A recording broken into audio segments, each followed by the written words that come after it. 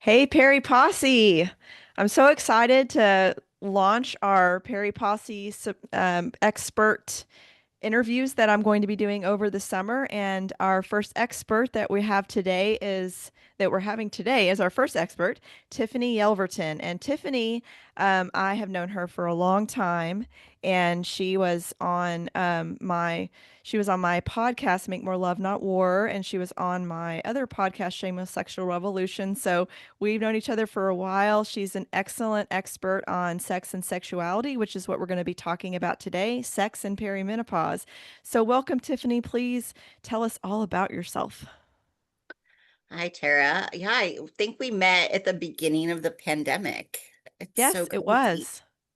Um, so fortunate to have you in my life, and thank you for having me on the Perry Posse.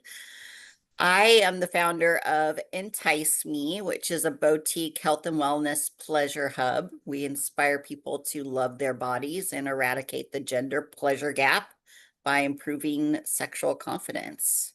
And we offer courses, coaching, non-toxic sexual wellness products. And our platform, Sexy Survivors, supports cancer survivors in body image, sexual health, and intimacy to improve their overall quality of life. I love it. So amazing. And now that we've entered perimenopause, which I wasn't in when I first met you, and here I am now, and I see that you also are supporting women of every age and their sexuality, and perimenopause being my special interest. I'd love to focus on that today, and just see what you're seeing with people that you work with that are going through perimenopause and just kind of like normalizing some of the things we're all going through with connecting with ourselves sexually, with our sexual partners, which is another layer on top of that. Absolutely. I think we call it, perimenopause, but I think most people think of it as menopause, all the symptoms anyway. And I feel like from the beginning of my business, that's been my core client, probably because that's my age group.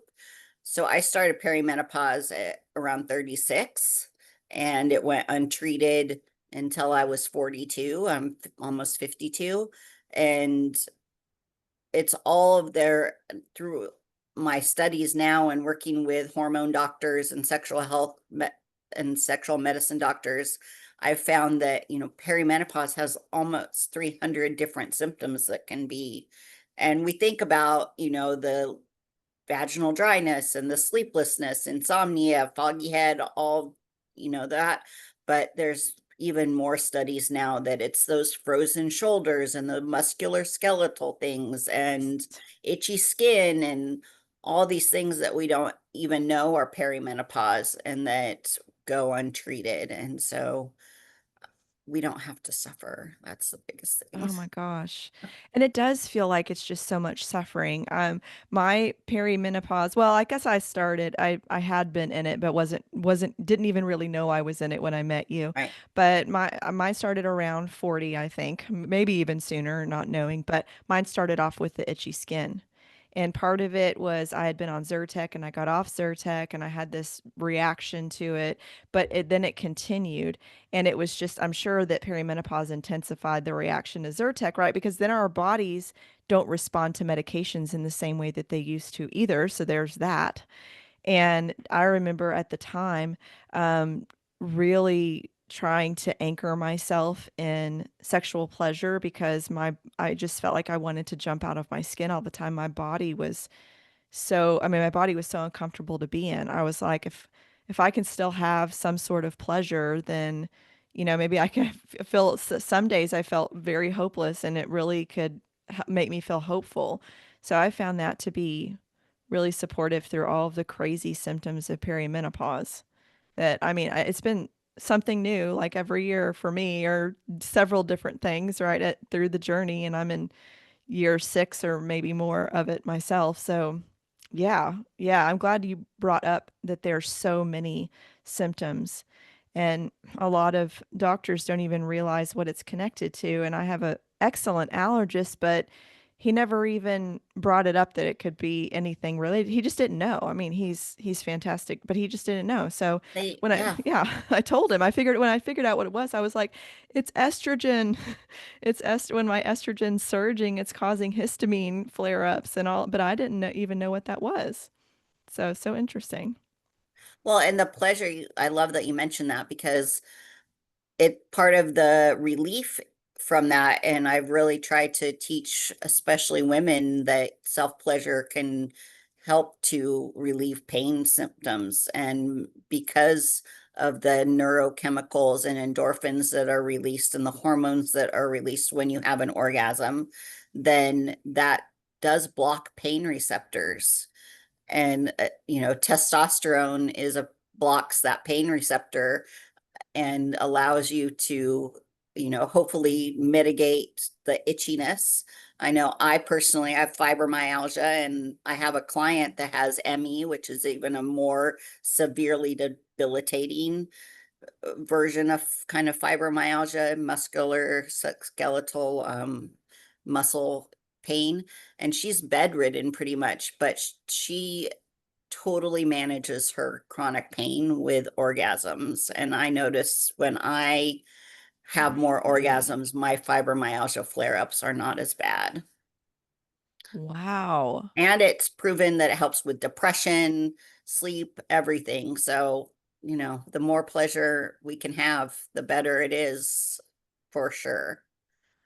Yes, absolutely. Yes, I remember I challenged myself one year to having an orgasm every day, which I wasn't able to do it for very long because then it started to feel like a task, and I was like, no, I'm not going to make it a task, so I'm just going to but just being able to increase having orgasms, and I've definitely noticed it helps with mood. I struggle with anxiety, and then of course with perimenopause, more just hormonally related depression that just kind of comes and goes as well. And yeah, I've really seen a difference in focusing on pleasure, and also just what you're telling yourself, focusing Yeah. on pleasure, of you're worthy of pleasure.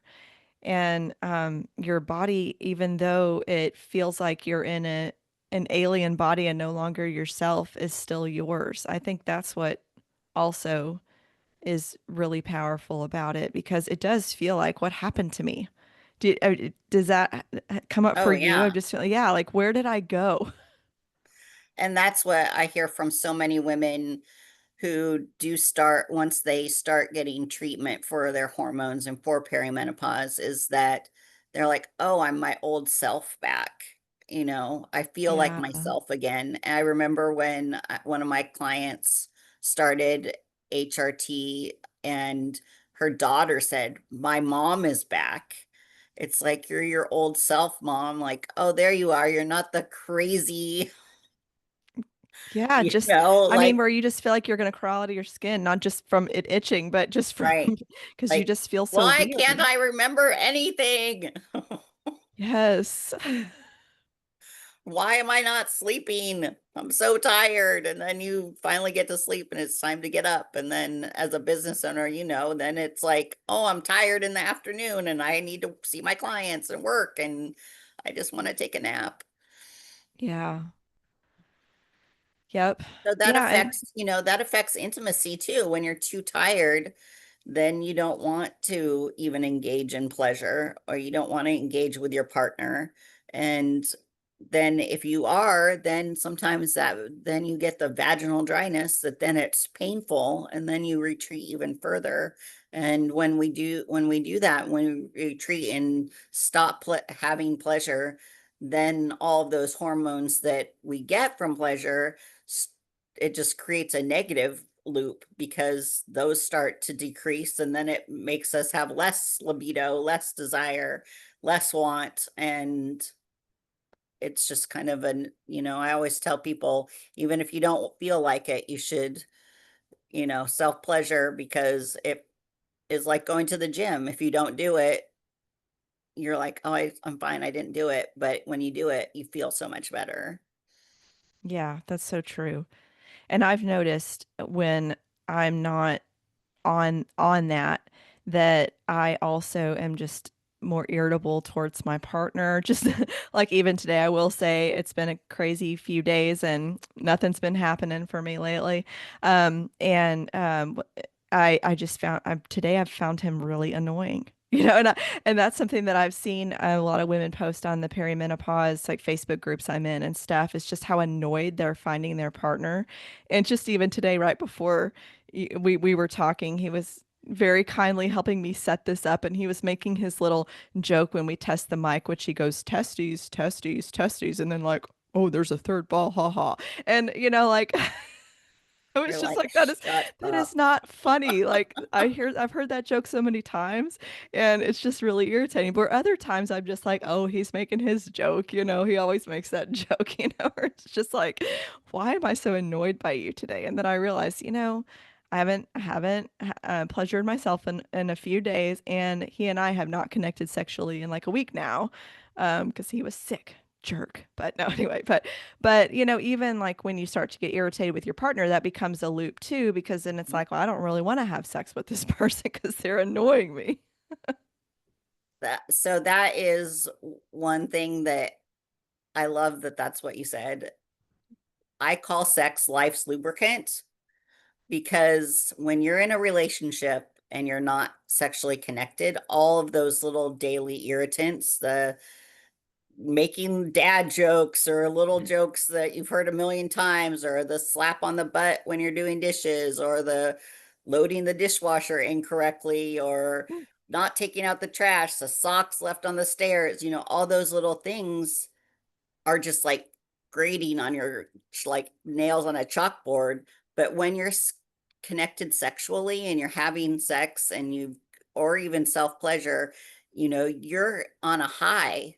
And those little things are like, it just smooths them all out, and they don't bother you. And I, a lot of True. times, put my clients on a 30-day challenge where they have to have sex 30 days in a row. And that by the end, they're like, I don't know why I was even mad at him at the beginning. Like, and all those things that were super irritating when my clients come to me and they're like, oh, this is annoying, blah, blah, blah. I'm like, when was the last time you guys had sex? And they're like, oh, it's been a while. I'm like, Yep. yep. Yep. Yep. Another one of his jokes that sometimes is funny and sometimes is not is that I'm backed up, and I'm like, oh, you're right. Hate that you say that. Yep. It's so interesting how important it is in our lives, and how much that we just put it off as a chore or as something that is going to take time. And even self-pleasure, like you and I have talked about this before, like it's really time for you. It's time Yes. that you're taking out of your day to spend with yourself. And I know Yes. that this will probably air later, but it's right now we're finishing up May, which is Masturbation May. I always try to do the 30 days, and I made it about 7. But I noticed those 7 days, I was so much happier and so much calmer, and got a lot more, I'm more productive when I'm self-pleasuring on a daily basis. Yes, and I love the point that you brought up, and I want to highlight it again. And yeah, we have talked about this before, and I don't think anyone can talk about it enough, which is how powerful it is for us as women to take time out for ourselves and do something that is just for us. It's not for anybody else. It doesn't involve anybody else. I mean, if you want to, you can, but I mean, like for the self-pleasure aspect of it, and make it like a ritual for yourself. And when I work with couples, I use the Gottman method, and they have this big thing about rituals of connection, which I love because I mean we as humans thrive on rituals. And so even thinking about this ritual of connection that you have with yourself around masturbation and self-pleasure, and there's so many hangups that especially women have around masturbation. I don't think we can talk about it enough and normalize it enough and say you're worthy of spending that time and giving yourself pleasure. And if you have to think about it this way, then think that you're going to be a better person for everybody else if you masturbate. Because I know when I am being mindful of that, and I am being regular with that, then I will. It feels like you're walking around with a superpower, and I know I'm kinder. I have more compassion. I can do my job better. I don't feel so bogged down by all of the things. It's like, okay, but I took that time out for myself. Well, I have always said since I had my first orgasm in my 20s, which was self-induced, is that if everybody had more orgasms, we could have world peace Absolutely. because it creates a ripple effect. So you're nicer, you feel better, you're going to be nicer to when you're driving, when you're at Hmm. Starbucks, when you're that if you're mean to the barista at Starbucks, that's going to put them in a bad mood. If you're snippy or whatever, then they're going to be snippy to the next person. And who knows where that goes? Then there's road rage and everything else. It's like, it really does create that ripple effect. And when I talk about orgasms, most of the time I'm talking about them as self pleasure because I'm single and that's what my life is. But it also, those hormones connect you to yourself instead of to a partner. Yeah, And it, absolutely. it Because you still is release that oxytocin, right? Yes, that oxytocin. And I think this is a secret that men have known for thousands of years is that when you self pleasure, that oxytocin gives you confidence and builds your self worth and a self esteem instead of connecting you and making an emotional connection with someone else. That emotional connection is with yourself. And it is proven to boost confidence. And men are taught self pleasure is fine. It's easy, it's celebrated, and women are shamed for it. And that holds us back. The gap between how much men self pleasure and women is almost the same as the gender wage gap. Wow. That's pretty powerful to And think so if about. you look at that, and yes, it's a whole construct, but if you really look at the basis of that, that men negotiate their salaries, they ask for more money, if they do, they are more confident in the workplace for going for positions that they're not even qualified for. And women, oh, we're taught, oh, just accept what you're given. You were lucky to get a job. You're so grateful, be grateful for what they offered you. And that's not true for men. And when we self pleasure before those salary negotiations, the money goes up. Yeah, and one time when we were chatting, you mentioned that orgasms raise testosterone. Mhm. You said that, and I did not know that because my testosterone is low, and we talked about how using the cream has not worked for me, and so just trying to find natural ways of raising testosterone. So if you're like me and you can't use testosterone as a supplement, and you're trying to find more ways of raising your testosterone, because notoriously during perimenopause, women's testosterone just tanks, which causes a lot of fatigue, and it causes a lot of loss of some of that sense of self and confidence and things like that, then orgasms, baby. We're back to that Yeah. and how healthy they are. Yeah, and that's where, that's that piece of that desire and arousal piece. The libido piece is really tied to testosterone. And additioning to the testosterone decreasing during perimenopause, our estrogen also is fluctuating on a daily basis. And so All then over the place. you might have a part where you're like, "Oh, I have a lot of desire right now." And that's when your estrogen is tanking, and so it seems like your testosterone is higher. That's usually like right around 40 for most people, but then as it fluctuates, it changes all the time. So you're like, "Why don't I have any desire today?" And it's so when you do have that orgasm, it helps to increase the testosterone, but then also makes you want more.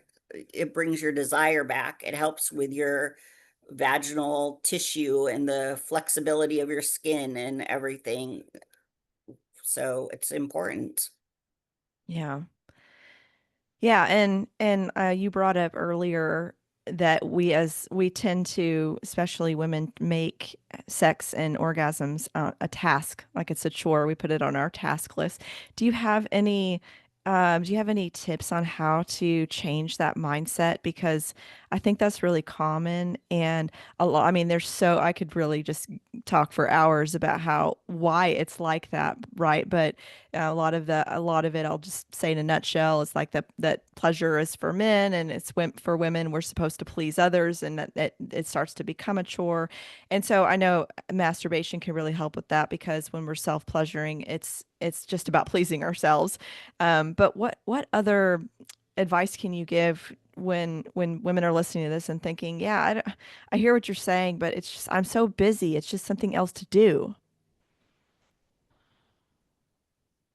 Ask yourself if your husband would or your partner would take time for it, and think about where you can incorporate it. Why, yes, we're all extremely busy. Where can you incorporate it into your day that maybe isn't an extra task, so to say? Um, in the Yeah. shower, we know you and I both love the shower massage. Mm-hmm. Um, Love the shower head. Womanizer even just created like a year ago, created a shower head just for masturbation. What? Did And not know that. so it's like thinner and shaped so that it goes down there easier in between your legs, everything. Um, and the water slide device, there's so many ways, like just do it while you're in the shower. And that's something that I really encourage women to really start to be more present and exploring your senses. In one of the first steps is in the shower. It's like we, at least I know for me, I'm sure none of you go through this. Like you're in the shower, you get out and you're like, did I wash my hair? Did I shave did I shave both legs? Do I still have conditioner in? Because it's a routine and it's like, Yep. and it's like, take an extra second or two and like smell those body washes that you're spending money on, that you're feeling your skin, and really touch yourself and feel your skin and feel what the water feels like on your skin. What is you know what does it sound like? What does it taste like? All those things. And be present for 5 minutes in your shower. And then you might be a little turned on when you're looking at your body and going, wow, it's really beautiful. Like I have some strong legs that keep me up right every day. A lot of people don't have that ability, and being practice gratitude in that space. And that might be your only time during the day that you don't have your kids crawling on you or knocking on the door or in your face. So take that extra time. I used to wonder why my brother was in this took so long to get ready in the morning. I was like, I have a lot more things to do and he's in there forever. Now I know. He'll probably kill He's me so if he did. clean. I'm like, you don't even have any hair. You really have to wash your scalp for that long? Like, I love you brought up the self-talk being a part of it. That's so important. Is because the whole it's so hard to get out of our heads and into our bodies, so you're trying to get out of your head and pay attention to your senses, but then a lot of us have such negative self-talk about our bodies, no matter what your body looks like. If you look like a supermodel all the way to whatever, like it's just such a common theme of, yeah, I'm in the shower and I'm touching myself, but here starts my tape that I have about this part that I don't like on my body, or like that's immediately what we go to. And so overriding that and be very intentional about focusing on how what your body does for you, and also being able to see how it's beautiful, and saying those things to yourself. Because if you are having sex with a partner and your partner was like, "Oh my God, look at that, look at your ass, it's like there's dots on it," or like, or what is it called, cellulite, sorry, There you go. Brain fog, right? I couldn't think of that. But like, oh my God, your cellulite, or like, what's wrong with your nipple, or like whatever, all the things that we say about ourselves, we would like slap that person. Right? What are you saying? But We we would have no never allow problem. someone else to tell us the things that we tell ourselves. Yes. So I Eh, love that you brought up that point because it is about romancing yourself too, in that sense of like, you are beautiful. I used to weigh almost 100 pounds less than I do now, 85 pounds less than I do now. And I thought I was overweight. I hated my body. I look back, I look very too thin, Mm-hmm. you know, and I was just like, and part of that is like my stepmom had me drinking Slim Fast because she thought I was overweight. And my brother, like everything, all these messages that we get throughout our lives. And I hadn't had an orgasm in my teens. I was in my mid 20s before I figured that out. And I was so critical of my body and so unappreciative of it that it really held me back. And, wouldn't wear shorts. I wouldn't change clothes in front of people. Now I love my body and I'm fat and happy, whatever. It's like I get to appreciate it. I get to be alive. And that is important. And when we do feel that way about our bodies, we're so much more free in the bedroom. We're not trying to cover up. We're not focusing on what is jiggling or not jiggling, or, that we're just, it allows you to be more present and free, and then you enjoy it more. Yeah. And I think when we look at self pleasure that way too, like just enjoy it. I had a new client tell me last week in our call that she doesn't self pleasure because that's somebody else's job to do for her, is to get her Mm. off. And I was like, hmm, I hear that a lot. Yeah. It's like, oh, I don't want to do that. That's just my partner's job. No, it's not. It's not your partner's job. It's your job to know your body and to make you feel great. It's, you can teach them what to do, but it is that ultimate self care. Like, Yes, I agree. And I think you could even put it within the realm of nervous system hygiene, where it's also not other people's job to regulate our emotions either. That's our job too. And well, orgasms really help with regulating emotions, so they're certainly tied. So it's just being able to recognize that ultimately your happiness and well-being is your responsibility. And we have responsibility to each other, but not for each other.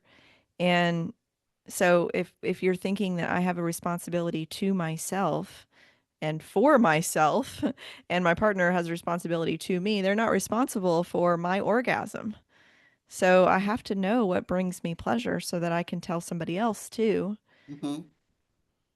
Well, and I used to think that it was. I used to be my first relationship. I'm like, why isn't he giving me an orgasm? Like, why isn't this good? Like, why won't he do this?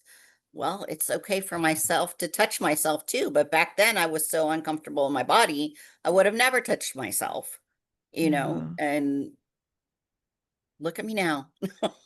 Yes. So much progress. I know. Do, were there specific for you, were there specific messages you received around your body that led you to that, as far as your body experiencing pleasure, or was it just like you just kind of picked up the general messages we all receive? The negative messages, you mean? Right. Yes. I'm sorry. The around, the just around sexuality and women's bodies being our own and not the property or responsibility of somebody else. I think some of the earliest messages around that is when my parents got divorced when I was 6. And there was probably more there was more probably before that, but what really sticks out is I remember asking my dad why they were getting divorced, And he said, "Oh, your mom gained weight and can't keep a house." What? And my mom at the time was like a Wow. size 10. Like she was a Wow. size 6 when they got married, but 13 years later, she was a size 10. Our bodies change. Yes. And she thought So she was fat in high school, and when I was wearing those clothes, I have a picture of me in a dress that she had in high school and college that I was when I was 125 that I was wearing, and it was hanging on me. And she thought she was fat at that time, and it was like a 4'6" in our standard. Like she wasn't ever fat either. yeah. And so that really has Well, always that's stuck with me. I mean, I still think that about my house. I have to still work on that part. mhm. Like, oh, no one's ever gonna love me because I'm messy. Like I never learned to clean a house, and I don't like doing that. So that's why I have a housekeeper. But Yeah, which is you, wonderful. um, I saw my mom really get out of that toxic relationship and become a woman and step into her sexual power and become a really sexual being. My dad would have said she was a goody two shoes, but then she started taking belly dancing lessons and going out dancing and really was a sexual being. And I got to experience that as a young woman. And I really think that was a big impact on me now that I think back to it, is that my mom was very sexual. And I do sexy soirees and things like that. And so when I started my business, my mom was probably pause menopause age when I had my first, when she's like, "Oh, come to Idaho and do a party for me and my friends." And one of the questions in the deck of cards that I created was, how often do you and your partner have sex? And my mom's answer was, we still have sex 2 or 3 times a week, whether we like each other or not. Yes, because it's important. That's And that wonderful. was, she was probably early 50s at that time. Yeah, Yeah, so my age, that's pretty awesome to still be having sex 2 or 3 times a week. and making it a priority in your Yeah, relationship. Yeah, so you really got to see your mom rise above yeah. and just really recover from the relationship she had with your dad. And so, but those messages we receive so young, they really stick with us, don't they? Just like Yeah. that one thing somebody says. And I'm sure that your dad said the one thing, but you saw his behavior towards her and you probably didn't interpret it as Well, anything, the diets and know? everything that she was Yeah. always on, Mm-hmm. and when we're talking about when she was in her 50s, she was a very large woman. She was probably a size 20, 22, and she still then was still having sex 2 or 3 times a week, loving herself. Yeah.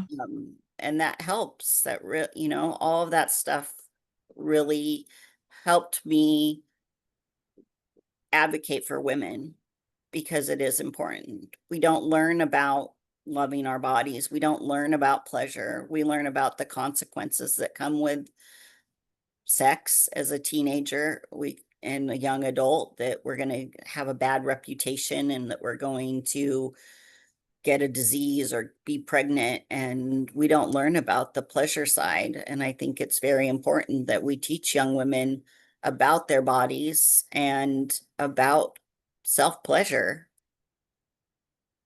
Yes, and then to understand, you brought up how, desire shifts with hormone levels and with perimenopause, our hormone levels being all over the place and estrogen surging and then tanking and all this kind of stuff.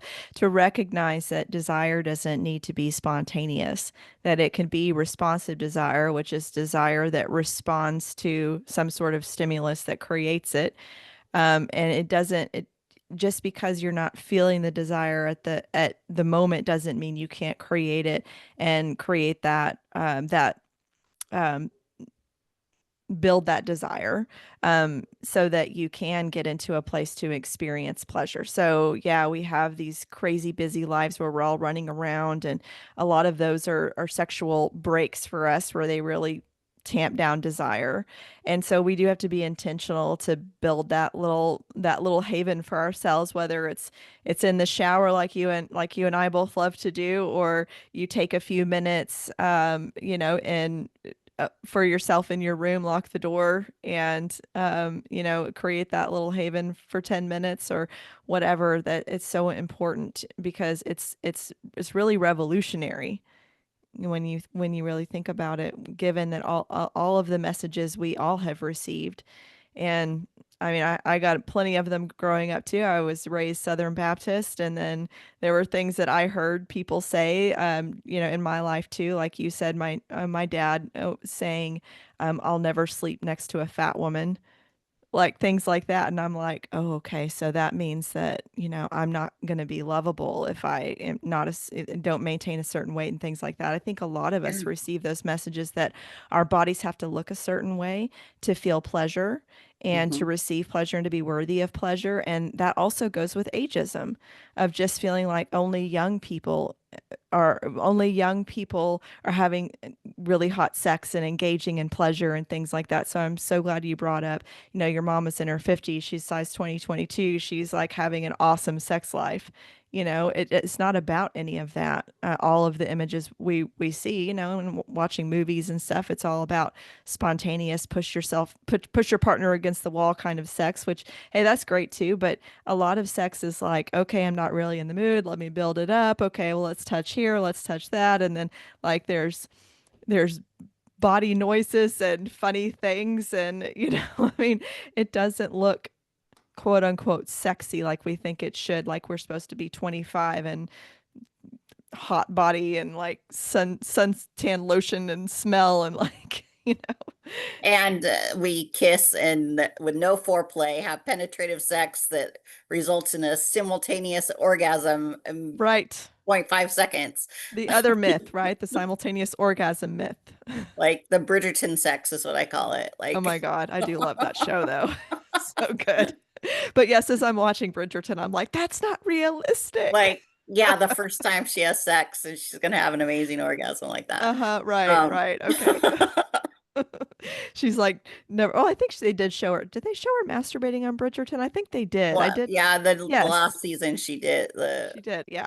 yeah, So that was good. But yes. still, yeah. Yes, But absolutely. So, all the pushback and all the criticism she's gotten for being a voluptuous woman also, and yeah.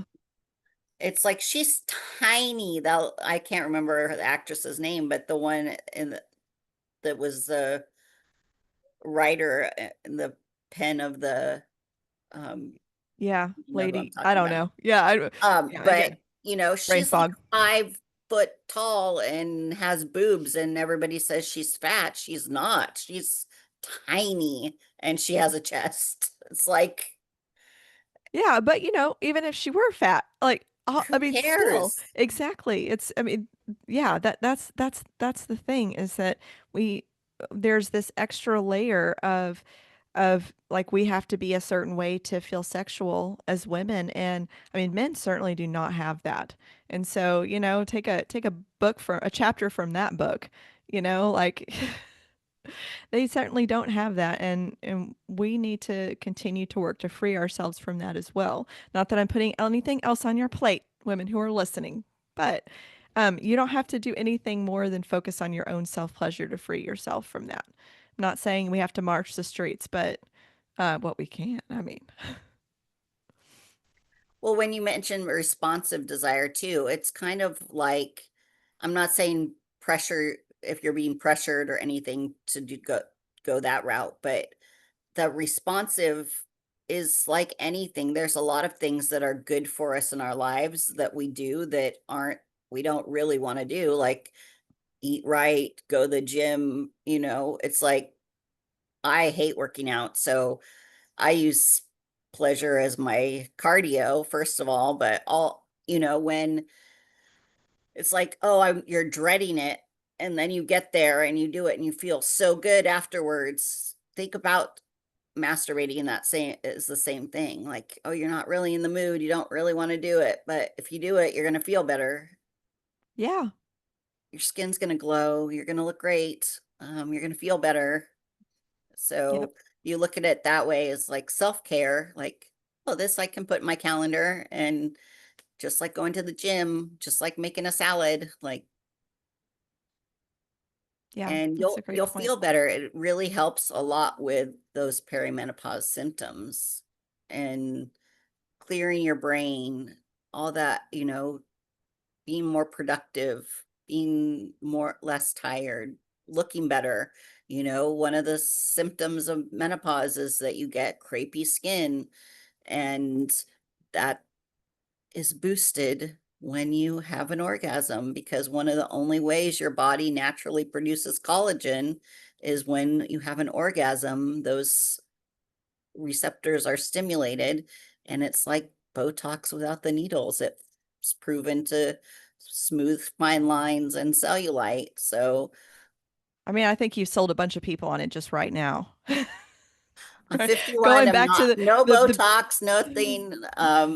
going back to all the beauty standards we have to deal All with, the but beauty hey, I mean standards, it it will make you more beautiful. But I mean but it's really more about feeling beautiful inside too, and like it's a win-win all around. You yes. just, feeling worthy of the time, of the pleasure and the care that you're giving yourself. It's And the yeah. more orgasms that you have, the easier it is to have an orgasm. So if you don't know how to bring yourself to orgasm, or are uncomfortable touching yourself, I have courses that I teach that get you comfortable and teach you about your body. And, when we don't have comprehensive sex ed that teaches us about our bodies, it's hard to even know where everything is and how everything works. And so get to know your body, invest in a toy that is high quality so that you can get there faster if you are strapped for time. I can usually have an orgasm now in two couple minutes, so that doesn't take a whole lot of time out of my day. I know, I just look at the shower head and I'm like, "Hey baby, Hey, we're baby. getting it down." Lock the door. Yep. Well, that's a great idea. The courses also, and I'm in just a second, I'm gonna get that information from you so people can look you up because gosh, we're almost done with our time. But the other thing is OMG Yes is a great site also to be able to see other women's um, genitals and see other women masturbating to get ideas on how to masturbate as well. Like what do I touch? How do I do it? What kind of pressure and being able to just get ideas of what to do and what things to try. So that's also. But tell us where. So your courses. Tell us where people can find you and get more information about your courses. Enticeme.com is my website, and at Entice Me Soirees on all the social medias. And just find me personally on Facebook. I do most of my stuff on Facebook on my personal page. And it's just Yes. Tiffany Yelverton, I think. So we'll put it all in there, but feel free to friend request me and take a look at what we do.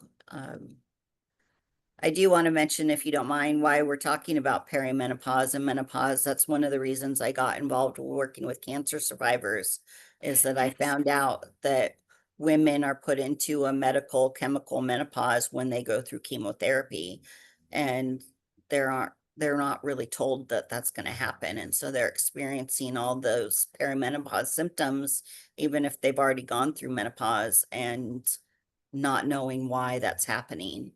Especially vaginal dryness, crepey skin, pain with sex, all those things come from the estrogen blockers that most women are on for cancer treatment. Yes, that's such a great point that you brought up. And I know you commented on this on your Facebook page, which, by the way, you have great lives. So, people who are listening, Tiffany is very active on her Facebook. I really love seeing everything that you do. But the show Dying for Sex, right? You mentioned that. And Emily Nagoski was part of the writing for that, which I think is really cool too. And they just do a great job in that show showing what she goes through doing the chemo treatment for cancer and what happens to her hormonally. Yeah, I mean, so I think that's really important to note because it's not talked about. You're right. Yeah. And it's that, the brittleness of bones, that like deep pain is all from depleted estrogen. Yep. And uh, I would, and even heart disease. I was at ISWISH, the International Society for the Study of Women's Sexual Health, annual conference a few months ago, and there was a cardiologist that was one of the speakers in a breakout, and all of the increased chance of heart disease without hormone replacement therapy for women, and how our heart disease and cardiac symptoms are often just dismissed, but it's really important that it really helps to save your life that way. And orgasms help that also, because three or more orgasms a week cut down on heart disease up to 50%, which is pretty huge. Heart disease is the top killer for women over breast cancer and everything else. And so, really listening to your body and not settling for someone to say, oh, you're just having a panic attack, or your back, strokes and heart attacks show up, not maybe strokes, probably heart things. Anyway, heart events often show up as women in low back pain. And so, Hmm. like, one of the Yeah. speakers is a prominent urogynecologist, and she was saying that her mom's heart disease was dismissed over and over and over, and she was like, why am I having this low back pain? And ended up being a cardiac arrest. Wow. And Yeah. especially in women of color and in marginalized areas. So listen to your body. I think that's so important, that we listen to our bodies and just advocate for ourselves medically as well. Yeah. I didn't know that about 3 orgasms a week in heart health. So again, another statistic of just how healthy it is to have orgasms. So go to the gym, eat well, have orgasms. Yeah, if you think about it, what causes a lot of disease is stress, Hmm. and orgasms relieve stress. They sure do. They increase cardiac activity, increase oxygen flow, all of these improve, your heart rate, all these things that we overlook. And so look at it as a health thing. It is. And it will give you more collagen. Yes. So that was another new thing and increase your testosterone. So many benefits to We're going to all orgasms. look so fabulous. We are. Look and feel confident, know that you're taking that time for yourself. So, yep. So, perimenopause, we can get through this one orgasm at a time. Yes. It will help. It really helps with the symptoms. I mean, there's doctors in other countries, I should say. I worked with this gynecologist in Aruba that actually, one moment, that's really loud outside. We'll cut that out. I don't know if you heard I that. can't hear it. No. Oh, it was a very loud motorcycle. Um, I worked with a gynecologist in Aruba who actually prescribed orgasms for menstrual pain and for menopause. Well, it makes sense. I'm prescribing orgasms to everyone listening right Yes. now. Dr. Tara and Dr. Tiffany prescribing orgasms. Now you know why they're so good for your health. So I hope that you'll take this information and make it a priority because pleasure is more than just orgasms. It's not just orgasm. I hate to put it like a just, but orgasms are so much more than just pleasure. There is really, it's again, it's revolutionary because you're putting your self-care, your health, you're putting all of that at the forefront. And that's incredibly important to your mental health too, I have to say, as a therapist. So to put that one in. Well, thank you, Tiffany, for your time today. She is our sex expert, and she's told you where you can find her. If you have questions about finding her, you can certainly reach out to me on our YouTube channel as well. I can connect you with all of the experts you're going to see during our summer of experts. So, thank you for being the first. So good to see you again.